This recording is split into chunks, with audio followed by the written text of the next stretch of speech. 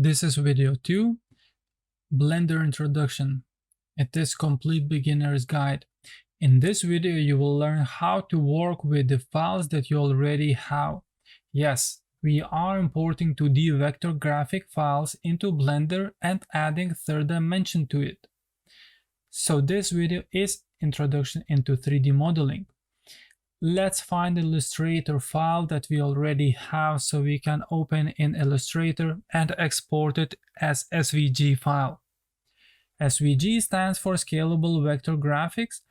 If you do not have any Illustrator file, however, I don't believe so, please download any .svg file from some of the online websites. I just downloaded one from freepik.com website. It's not some kind of commercial, but this is where I get free files. And I have it like this. It's Illustrator file. There are a couple of icons in it. And I will open in Illustrator. I have it open already.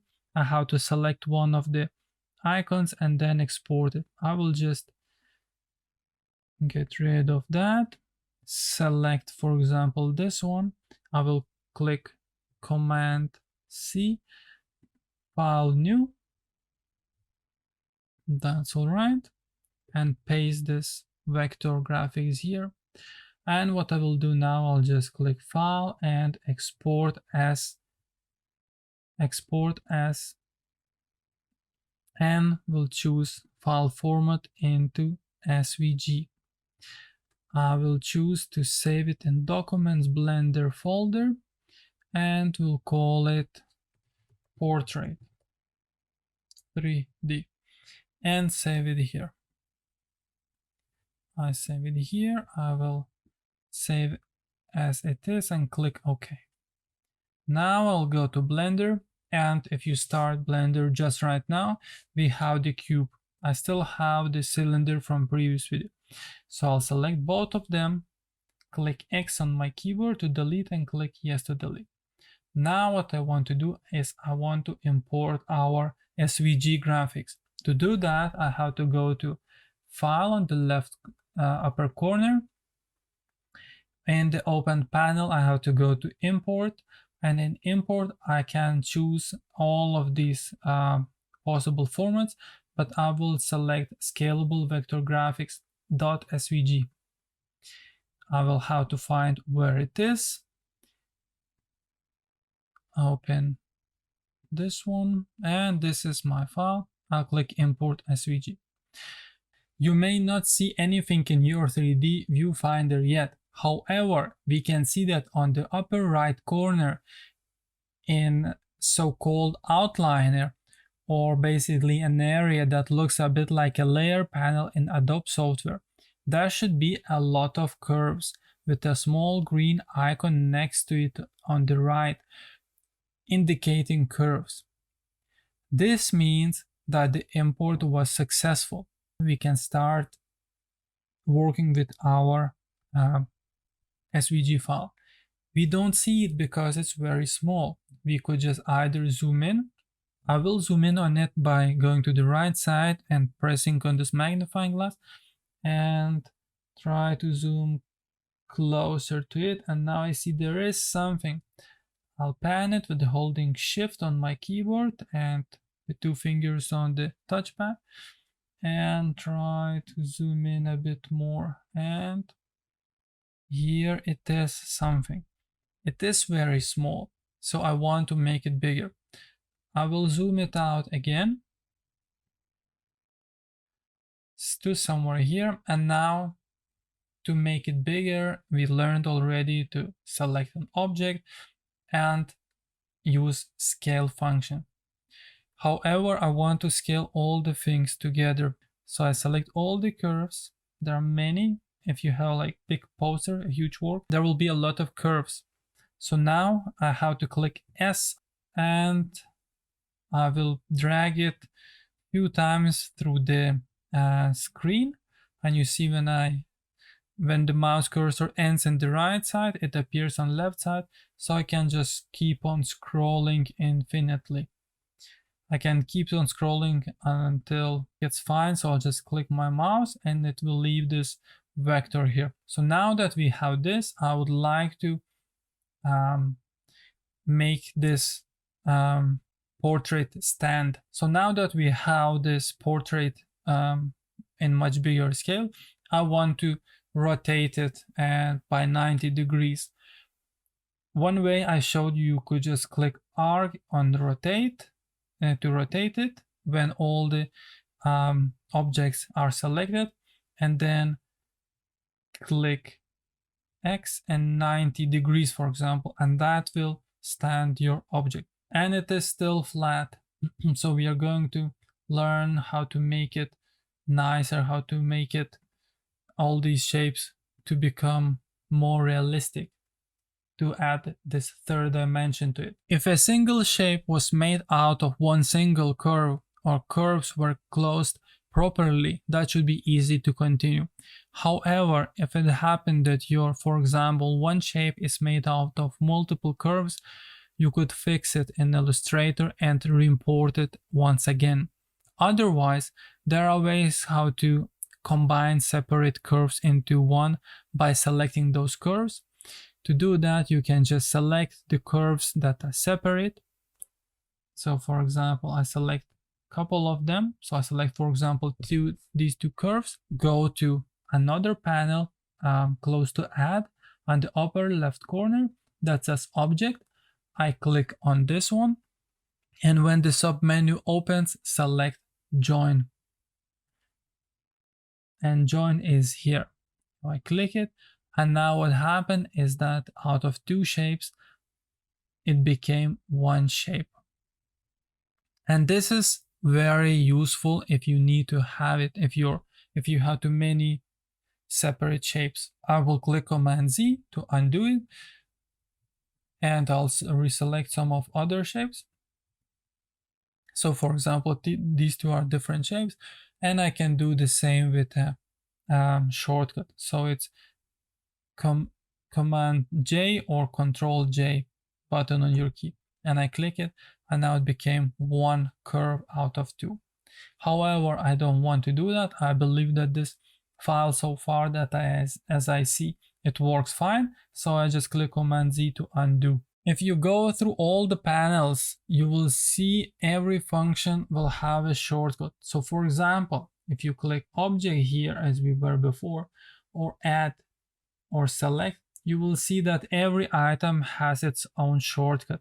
So it's just written on the right side. So for example, I will go to object again and find join here, and you see that on the just right side next to it, it says Command and J, and the same with, for example, duplicate is Shift D, and so on and so on. All right, let's get back to our important SVG. So now let's select one of the curves in our layers panel, and after we select it, we can open another panel.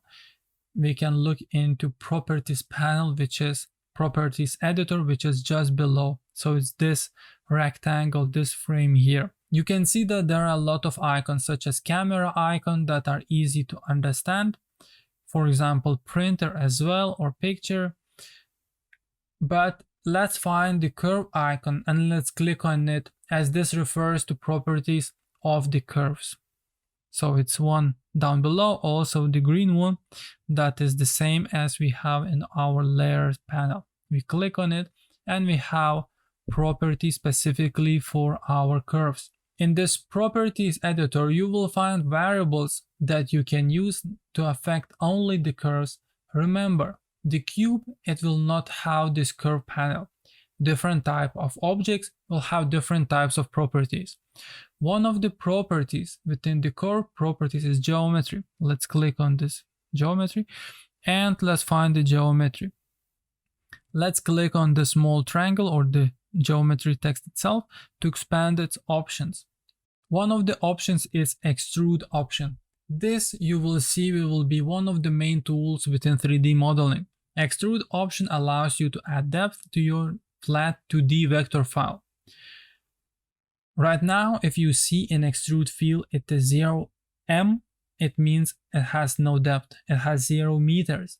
But just enter another value and your shape will immediately become 3D. Enter value here. Because it's meters, I have to put 0.1 for 10 centimeters and click somewhere else, and you see it became immediately very huge. It's even too big. I will add one more 0. Click enter. 1 centimeter, 10 millimeters. Maybe just is still too big, so I'll just add 0.5. See what happens? Something is happening. So I believe that's okay. The object that we have is very, like the one that I have is very dark, so it's difficult to see the other ones. But I don't think that's a big problem. I will keep it as it is for now. And maybe in the end it will be fine. Another way how you can do it and work with these fields, when you have it, when you hover your mouse, you can use it as a slider. So you can just move it up and down. But in this case, in my case, it's very small. So I'll just keep the number that I used before, 0.005. Another option is bevel. Bevel makes objects round. So let me select another one. I'll select the top one, and I will add some extrude. So also 0.008. So it's a little bit bigger than the previous one. I think it's a cat. So let's keep it like this. And now I can also add, bevel on it. Bevel means it rounds the object. So there is another option. First one is geometry, another is bevel. If bevel is area is closed, you just click on bevel, it opens, and here you can see it has depth. So if I move it just slightly, it just creates huge round. So I'll just need to add 0 and see what happens until the object is not destroyed. Because one of the things is that now it's small bevel, but it's very, very small, 0.0001. And if I zoom in on it, it has a nice, tiny, rounded one. I will just increase number a little bit. And now you will see that the corners, the edges of our objects become rounded. However, this destructs your shape. That means it increases the overall size of it. So maybe sometimes you don't want to have bevel added in this way. We can add bevels later without using this bevel function right here. There are different ways, but in this case, let's keep it like it is. Let's make all the curves three-dimensional with the same settings. Select all the curves in the layer panel.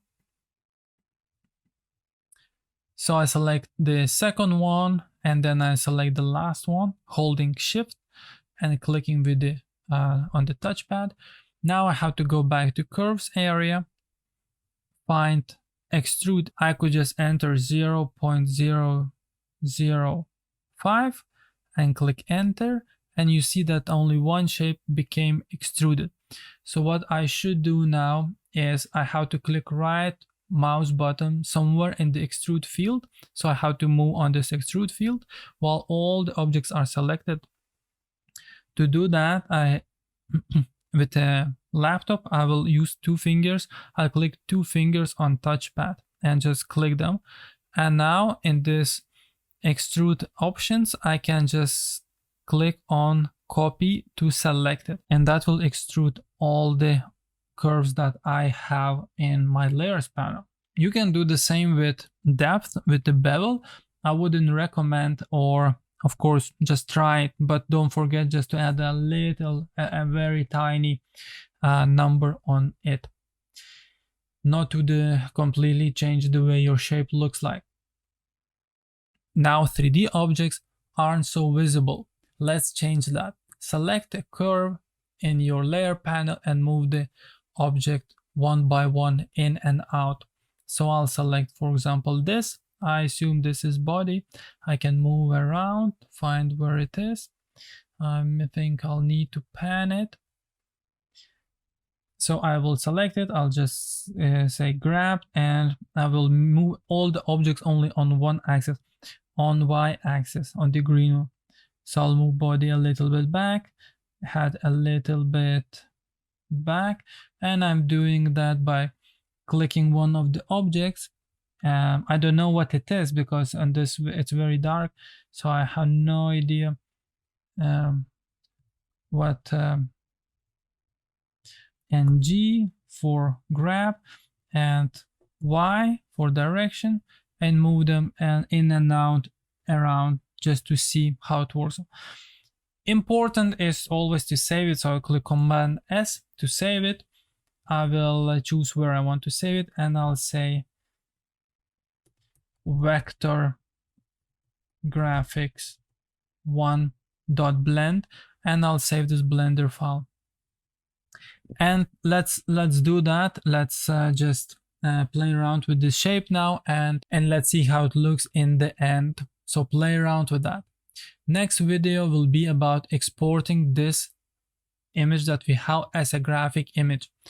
Also, additionally, if your SVG had some colors, in some cases you will have those colors already applied, which is great. But sometimes with the SVG we have already colors in. We will learn about materials later on. Otherwise, you can go to this materials tab, which is the red circle at the bottom, and you select on one of the objects, and you will see there are a lot of settings.